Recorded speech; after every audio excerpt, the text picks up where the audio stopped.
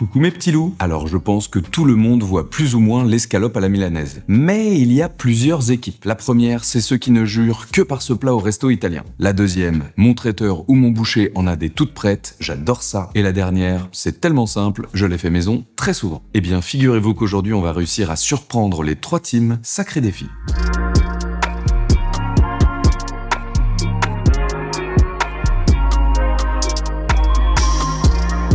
Et oui, c'est un sacré challenge. Mais pour les 2 premières équipes qui les ont toujours mangés déjà préparés, vous allez voir à quel point c'est simple de les réaliser maison. Et pour la 3e team, on va changer de morceau pour un rendu encore plus coquin et digne d'un beau resto. Et oui, l'escalope milanaise, c'est une chapelure très simple à réaliser, un peu technique pour une viande bien cuite et bien tendre, servie avec un peu de citron et une salade bien fresca, c'est que du bonheur. La recette est tellement simple que j'ai pas grand chose de plus à vous dire pour le moment. Et ben Hugo, une intro en 1 minute, c'est balèze, ça part sur une côte de veau à la milanaise. Et c'est parti pour le show, et c'est parti, le stade est chaud. Oh là là, mais interdisez-moi de refaire ça à l'avenir, s'il vous plaît. Alors, pour le morceau, nous allons prendre de la côte de veau. Pourquoi, vous allez me dire? Eh bien, c'est un peu plus gras, donc avec plus de goût et bien moelleux. Je trouve ça plus beau, et c'est encore plus gourmand. Mais qui dit plus gros morceau, dit que nous allons avoir besoin de l'étaler un peu. Cela permettra de faciliter la cuisson et d'avoir un meilleur ratio entre la panure et la viande. Vous pouvez le faire avec un petit marteau ou une casserole, si vous avez besoin de vous défouler, avec le poing, et si vous êtes au bout de votre vie, avec votre tête. Mais vraiment le plus efficace, c'est avec ce petit marteau, qui vous permettra d'être plus précis et plus efficace. Pour un rendu parfait, je vais parer un petit peu la côte. Je retire le gras qui se situe à la base de l'os, comme ceci. Cela va nous permettre d'aller chercher encore plus de surface en étalant la viande. Allez-y progressivement de l'intérieur vers l'extérieur. Le but, c'est d'étaler, de répartir les chairs sans déchiqueter le tout. S'il y a encore la petite membrane à l'extérieur, on peut la retirer. Et on y va tranquillement comme ceci pour avoir une taille homogène sur toute la surface. Et là, si tout se passe bien, vous avez une jolie oreille d'éléphant qui fait entre 1,5 et 1 cm d'épaisseur. Je vous laisse constater la différence entre la côte du début et le rendu final. Et pour avoir un rendu encore plus esthétique, on va gratter la base de l'os pour qu'il soit le plus clean possible. N'hésitez pas à demander à votre boucher de le faire, ce sera beaucoup plus rapide. Mais sinon, en quelques coups de couteau, c'est réglé. On peut maintenant assaisonner la viande avec du sel fin sur la première face, on la retourne sur une petite plaque pour la réserver et on assaisonne la seconde. On va laisser notre jolie côte de veau reposer au frais pendant qu'on s'occupe du reste des ingrédients. Et pour être bien prêt au moment de dresser, car la côte de veau à la milanaise, on veut la manger bien chaude, on prépare la salade. J'ai choisi un joli petit mix avec du mesclun, de la roquette, des pousses d'épinards. Et pour ramener un petit peu de couleur et une touche d'amertume que j'adore, j'ai choisi du radicchio. Si vous ne connaissez pas cette petite merveille couleur rubis, cela goûte un petit peu comme l'endive, avec une double texture à la fois bien croquante, mais aussi très souple à l'extrémité des feuilles. On choisit de jolies petites feuilles, et pour notre salade, je vais retirer la côte centrale et diviser la feuille en 2 afin que ce soit beaucoup plus simple à mélanger et à manger.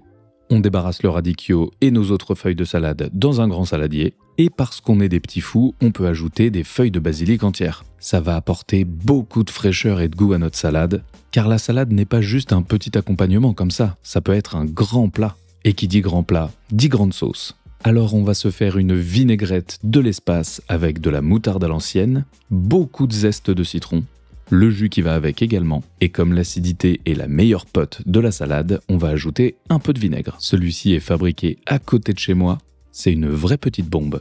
On assaisonne avec du sel, du poivre et du piment d'Espelette. J'adore le piment d'Espelette. Et hop, on va pouvoir commencer à mélanger ces premiers ingrédients. C'est l'heure d'ajouter de l'huile d'olive qui va donner beaucoup de texture et de goût à cette vinaigrette. Et oui, la douceur de l'olive va parfaitement balancer l'acidité de la moutarde, du citron et du vinaigre. Le combo parfait. Si vous voulez d'autres recettes de vinaigrette, n'hésitez pas, j'en ai plein ma besace. Il y en a d'ailleurs quelques recettes dans mon livre Le manuel du cuisinier amateur, harissa, miso, tahini. Ouh, miam miam miam. Mais revenons à notre mouton. Enfin, à notre veau, et surtout notre côte qui a passé quelques minutes au frais, que l'on va pouvoir éponger rapidement avec un essuie-tout pour qu'elle soit bien sèche afin d'avoir une jolie panure. Et pour la panure, c'est très simple, on prépare la farine, quelques œufs et la chapelure de pain. Comme pour toutes les recettes, je vous mets tous les ingrédients dans la description sous la vidéo, même si ce qui est génial avec la chapelure, c'est qu'il n'y a pas vraiment besoin de mesure. Et ça, j'aime bien. on va se claquer quelques crac-crac de poivre sur la côte de veau. Vous pouvez aussi assaisonner la chapelure, mais je trouve que c'est un peu plus difficile de doser car il n'y aura pas 100% de la farine sur votre côte de veau. Donc on pense bien à faire les deux côtés et on est prêt. On commence par étaler notre côte sur la farine. L'idée, c'est qu'il y en ait absolument partout. Donc n'hésitez pas à appuyer vigoureusement dans un premier temps afin que la farine se glisse dans tous les interstices et à tapoter la côte légèrement ensuite pour retirer l'excédent. On enchaîne avec un petit bain dans les œufs battus. Comme pour la première étape, il faut qu'il y en ait absolument partout. Comme vous pourrez le constater, la farine va permettre à l'œuf de bien accrocher. Et pour finir, le passage obligatoire dans la chapelure de pain.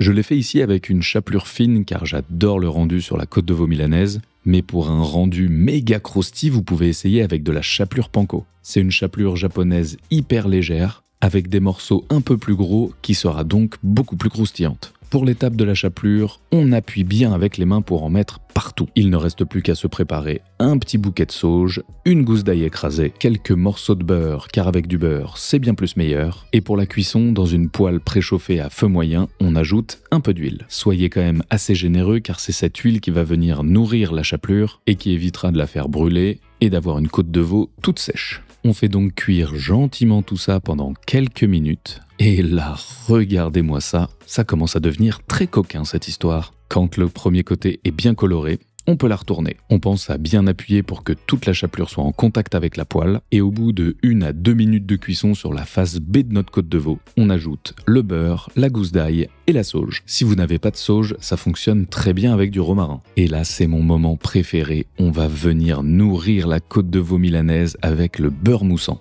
Le beurre va permettre de bien nourrir la viande, de lui donner un joli petit goût noiseté et surtout de finir la cuisson en beauté. Une fois les deux faces bien colorées, on peut réserver la viande, idéalement sur une petite grille qui permettra de retirer l'excédent de beurre et de laisser tirer la viande gentiment. Ne bougez pas, j'arrive avec une petite astuce pour épater les invités. Invités qu'il faut d'ailleurs inviter à passer à table. Et là, un petit citron jaune, de la fleur de sel et une petite branche de romarin brûlé. La petite fumée va développer des parfums magnifiques. Pour la salade, un joli petit plat. On crée du volume, on remélange un petit coup notre vinaigrette, on la répartit bien partout entre les feuilles, et là, le petit truc pour la rendre inoubliable, un déluge de parmesan. Ah bah oui, non mais on est là pour se faire plaisir, non ? Il ne vous reste plus qu'à déguster cette petite merveille avec un joli filet de jus de citron jaune. Et à la découpe, on voit la croustillance de la panure, la viande bien tendre et juteuse et le sourire de tous vos invités. Mamma mia, c'est si beau, si bon et si rapide. Je ne sais pas pourquoi on n'en mange pas plus souvent. Franchement, ce qui est génial avec ce plat, c'est qu'il marche pour une soirée à deux facile, un repas en famille ou un dîner où vous voulez impressionner vos invités. Et c'est ça qu'on aime. Bon, si la recette vous a plu, pensez à vous abonner pour ne pas louper les prochaines. On arrive avec des nouvelles recettes du quotidien, des recettes plus élaborées. Je vous dis à très vite pour de nouvelles aventures. C'était Hugo, vous êtes toujours sur Woogies. Bon appétit, ciao.